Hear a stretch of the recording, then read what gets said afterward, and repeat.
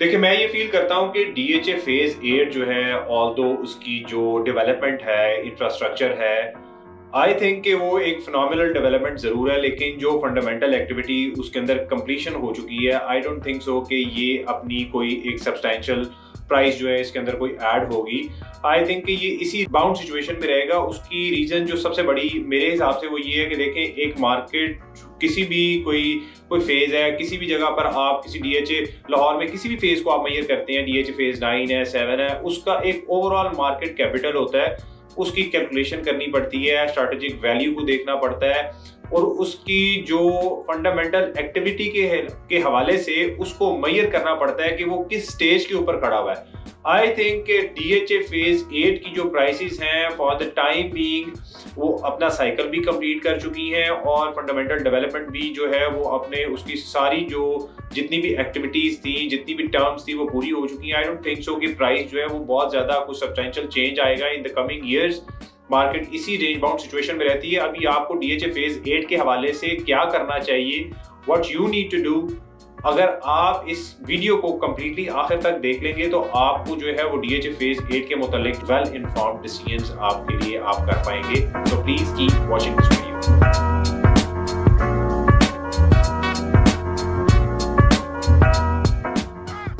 So welcome back, this is Hasnain from Investo Park. देखिए, Investo park का जो मकसद है वो लोगों को एजुकेट करना है, रियल स्टेट साइकोलॉजी के हवाले से उनको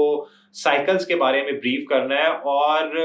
एक technical situation of the market, real estate cycles, real estate में जो है वो उसकी टेक्निकल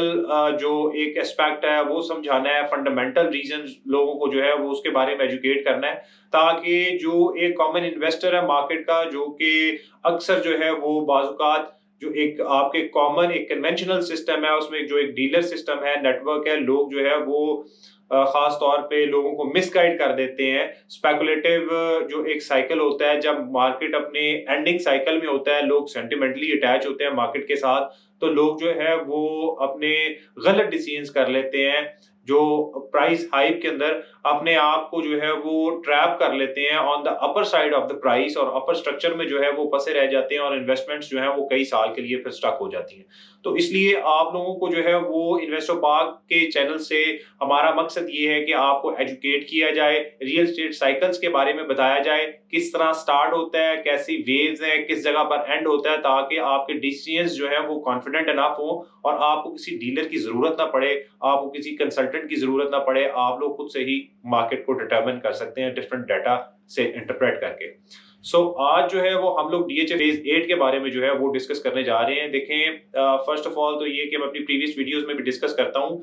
कि आप इन्वेस्टमेंट्स के हवाले से जब भी किसी जगह पर आप इन्वेस्टमेंट करने जा रहे हैं तो आप हमेशा अपने ज़हन में ये चीज़ जो है वो इसको मद्देनज़र रखें। अगर आप अपनी इन्वेस्टमेंट से बहुत ज़्यादा फ़ायदा उठाना चाहते हैं तो आपको इनिशियल एंट्री करनी पड़ेगी, इनिशियल फ़ेज़ के अंदर एंट्री करनी पड़ेगी। आप इनिशियल फ़ेज़ क्या होता है वो हमें समझना है। देखें, कोई भी फ़ेज़ लॉन्च होता है, कोई भी एक डेवलपर है, जिस तरह डीएचए है, उसने अनाउंस किया है कि वो फ़ेज़ 8 बनाने जा रहा है, अब उसकी फाइल्स जो है वो मार्केट में सेल हो रही हैं। That is the first stage कि वो जो है डीएचए ने अपनी फाइल्स जो है वो मार्केट में निकाल दी और लोग एज एन इन्वेस्टर जो है वो फाइल्स के अंदर इन्वेस्टमेंट करना शुरू हो गए। अभी वहां पर कोई भी फंडामेंटल एक्टिविटी नहीं हुई, कोई जो है वो वहां पर इंफ्रास्ट्रक्चर जो है, लैंड जो है वो उसको जो है वो डिमार्क नहीं किया गया। तो जो फर्स्ट स्टेज होती है वो इनिशियल स्टेज होती है। उसके बाद आपकी जो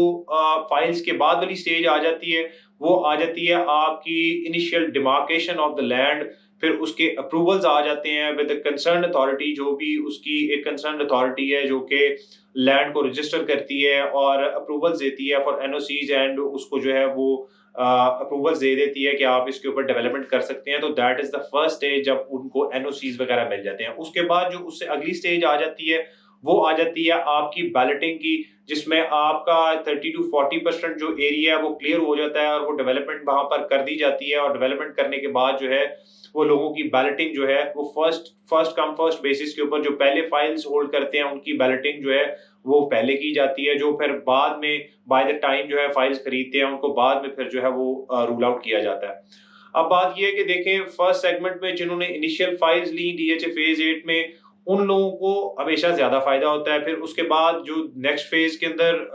एंटर होते हैं उनको फिर उससे ज़्यादा फ़ायदा नहीं हो सकता, जो कि इनिशियल एंट्री एंट्री वाले लोग होते हैं उनको ज़्यादा फ़ायदा होता है। तो फिर उसके बाद जो स्टेज आ जाती है, वो आ जाती है आपकी 60 टू 70% डेवलपमेंट कंप्लीट हो जाती है एंड पोज़ेशन जो है वो उसकी अनाउंसमेंट जो है वो जो है उसका एक र्यूमर आ जाता है मार्केट में। तो मेरा ख्याल है कि ये भी एक फंडामेंटल एक्टिविटी है, fundamental aspect of the market है। जब इस तरह की स्टेज आ जाती है तो फिर उसके प्राइस के अंदर मज़ीद उसकी जो है प्राइस ऐड ऑन होती है, उसकी वैल्यू को इंक्रीज़ आ जाता है फॉर दिस फंडामेंटल एक्टिविटी। उसके बाद जो स्टेज आ जाती है वो आखिरी स्टेज होती है जिसमें आप कह देते हैं कि पोजेशन अलॉट किया जाता है और 90% 95% डेवलपमेंट जो है वो कंप्लीट की जाती है। तो मेरा ख्याल है दैट इज द स्टेज जब कोई भी एरिया जो है वो फंडामेंटली जो है वो मैच्योर हो जाता है और टेक्निकली भी मैच्योर हो जाता है। उसके बाद मार्केट जो है वो उसमें बहुत ज्यादा कुछ सब्सटेंशियल चेंज नहीं आता, ऑल्दो उसमें जो भी प्राइस चेंज आता है वो बाय द टाइम ही आता है। जो सप्लाई मार्केट से थोड़ी सी श्रिंक होती है तो लोग वहां से प्लॉट्स खरीदते हैं, जिसकी वजह से प्राइस जो है वो थोड़ी सी आप उसमें कहते हैं कि सब्सटेंशियल चेंज आ सकता है। ऑल्दो अगर फंडामेंटल एस्पेक्ट से डीएचए फेज 8 की बात करूं तो उसकी कनेक्टिविटी विद द एयरपोर्ट की वजह से एक बहुत अच्छा प्लस पॉइंट था, और उसके अलावा जो उसकी एक इंफ्रास्ट्रक्चर है और जो लेआउट स्ट्रक्चर है, उसका रोड मैप्स हैं, वो काफी हद तक बेहतर हैं as compare to DHA phase 7, 6, 9। I think कि डीएचए फेज 8 जो है वो फंडामेंटली ज्यादा मैच्योर है और जो उसका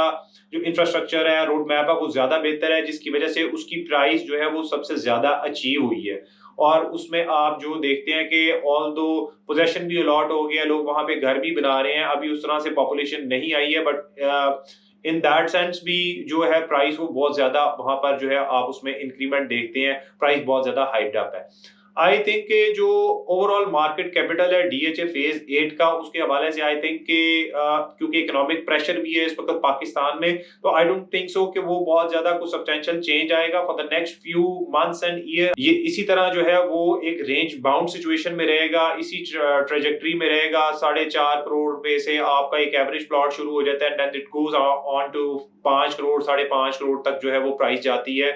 depending on the location of the plot. तो आई थिंक कि इसी तरह रहेगा। ओवरऑल कैपिटल जो है उसके अंदर मैं बहुत ज्यादा increase for the reason being इसलिए नहीं देखता क्योंकि ऑलरेडी जो इसका एक मार्केट साइकिल है, मार्केट कैपिटल है या कैश फ्लो साइकिल है, आई थिंक कि that has been over extended for the past few months and years, and I don't think so कि ये बहुत ज्यादा इसमें कुछ सब्सटेंशियल चेंज आएगा। But I would advise those people कि if you sell your plot in DHA phase 8, आपको around 5 crore रुपया या 5.25 करोड़ रुपया, लेट सपोज अगर आप वहां से फिगर आउट करते हैं, आपको वापस मिलता है, then you can rotate that money to DH phase 9 prism, जिसमें आपको इसी प्राइस के अंदर यू गेट 2 प्लॉट्स। आपकी लोकेशन जो है, आपकी जो प्लॉट का जो